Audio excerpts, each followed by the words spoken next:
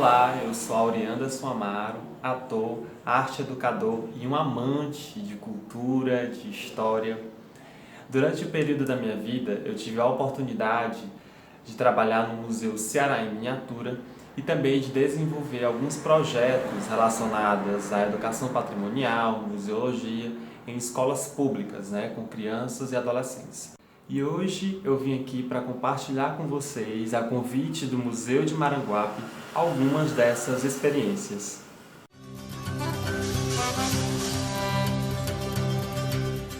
Bem, nós sabemos que os museus e os espaços culturais são lugares que trazem a reflexão, o aprendizado, o estudo, a troca de experiências sobre um determinado povo, sobre uma determinada cultura.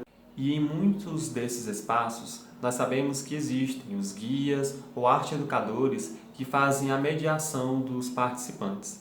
E uma das suas principais funções importantíssimas é justamente criar essa ponte entre o visitante e o acervo daquele espaço.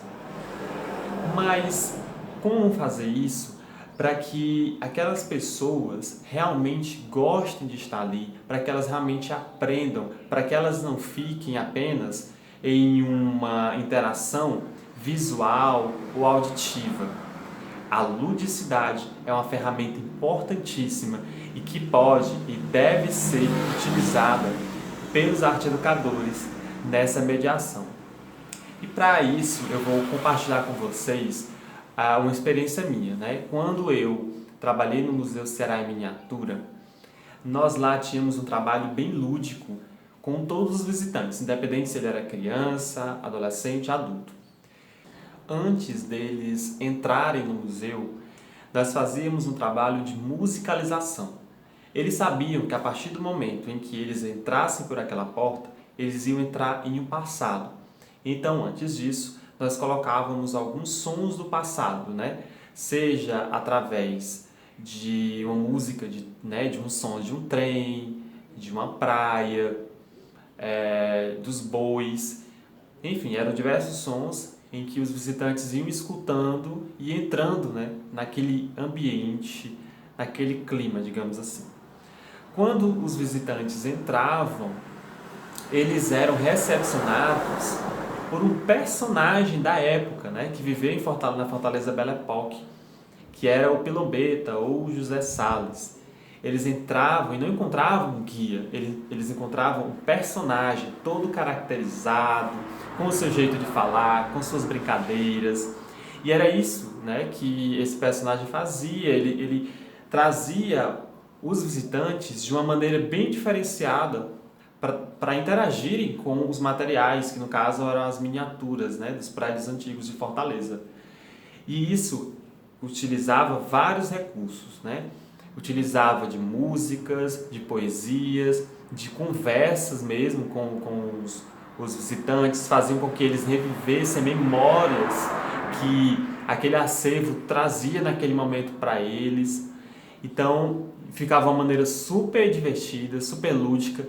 O tempo passava muito rápido e eles realmente interagiam e gostavam daquilo.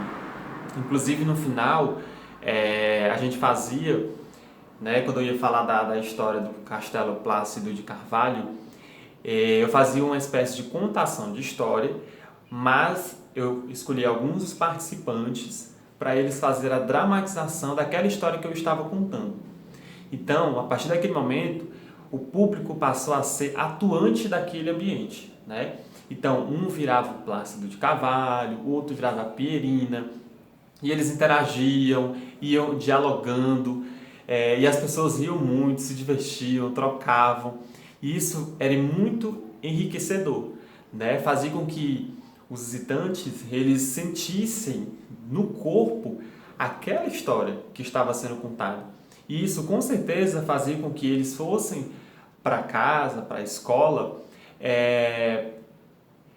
pensando e refletindo sobre aquilo que eles vivenciaram, Não é algo só de ver e de escutar, não, eles vivenciaram, eles realmente estiveram ali, eles deram o seu corpo, eles deram a sua voz, para que aquele museu, para que aquela história que estava ali no museu fizesse sentido na cabeça dele.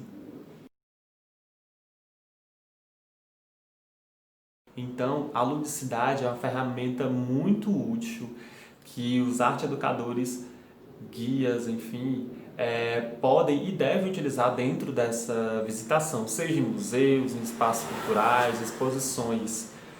E existem várias maneiras, assim, essa é uma maneira que a gente adotava, mas pode ser através de teatro de fantoches, através de músicas, né, de alguém tocando algum instrumento, pode ser inclusive um ator que fique entre o visitante e o guia, né, um ator que fica ali interagindo com as pessoas, com o guia, com os objetos, que ele traga realmente participantes para aquela exposição, né, para aquele acervo.